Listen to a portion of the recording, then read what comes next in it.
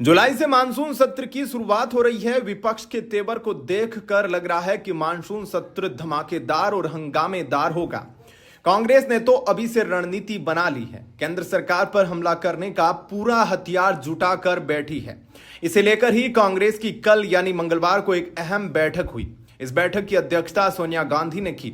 मल्लिकार्जुन खड़गे से लेकर राहुल गांधी सब इस बैठक में शामिल हुए, मगर शशि थरूर मीटिंग से नदारद रहे। जी हां, संसद के मानसून सत्र में कांग्रेस ने पहलगाम से लेकर बिहार वोटर लिस्ट पर सरकार को घेरने की तैयारी कर ली है। कांग्रेस ने मंगलवार को फैसला किया है कि 21 जुलाई से आरंभ हो रहे संसद के मानसून सत्र के दौरान वे पहलगाम हमले के आतंकवादियों के बारे में अब तक पता नहीं चलने, ऑपरेशन सिंदूर को रोके जाने और बिहार में जारी मतदाता सूची के विशेष गहन पुनरीक्षण अभियान और कुछ अन्य मुद्दों को प्रमुखता से उठाएगी। कांग्रेस ने मानसून सत्र के दौरान जम्मू कश्मीर का पूर्ण राज्य का दर्जा बहाल करने की मांग, किसानों की समस्याओं, बेरोजगारी, देश की सुरक्षा और अहमदाबाद विमान दुर्घटना के मुद्दों को उठाने की निर्णय भी लिया है। कांग्रेस संसदीय दल की अध्यक्ष सोनिया गांधी की अध्यक्षता में मंगलवार शाम उनके आवास 10 जनपथ पर पार्टी के संसदीय रणनीति समूह की बैठक में यह फैसला किया गया।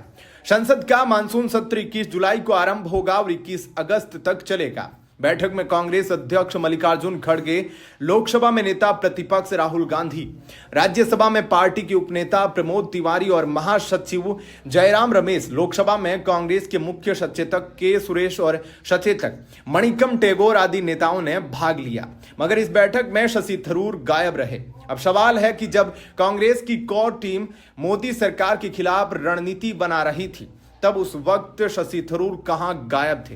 तो इसका जवाब है कि शशि थरूर देश से बाहर है। शशि थरूर के ऑफिस ने बताया था कि सांसद शशि थरूर देश से बाहर है, इसलिए आज 15 जुलाई की बैठक में शामिल नहीं हुए। पार्टी को इसकी जानकारी दे दी गई है।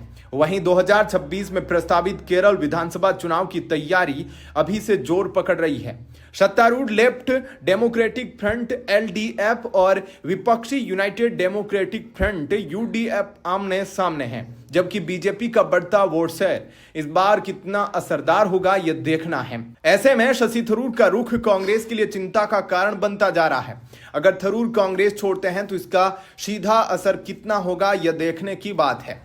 केरल के त्रिवेंद्रम से वरिष्ठ पत्रकार TJ श्रीलाल के मुताबिक 4 बार के सांसद, लोकप्रिय बुद्धिजीवी और वैश्विक छवि के नेता डॉक्टर शशि थरूर लंबे समय से कांग्रेस के भीतर दूसरी लाइन के नेतृत्व के अंदर माने जाते रहे हैं।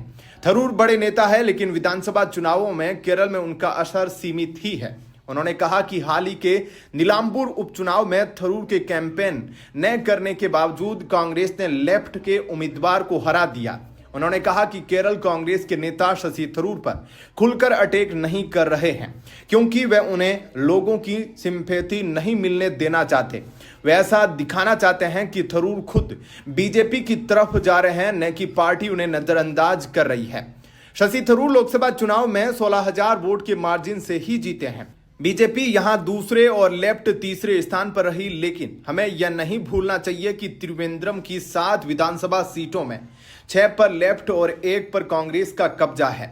आपका क्या कहना है इस पर कमेंट सेक्शन में अपनी राय जरूर दीजिए। धन्यवाद।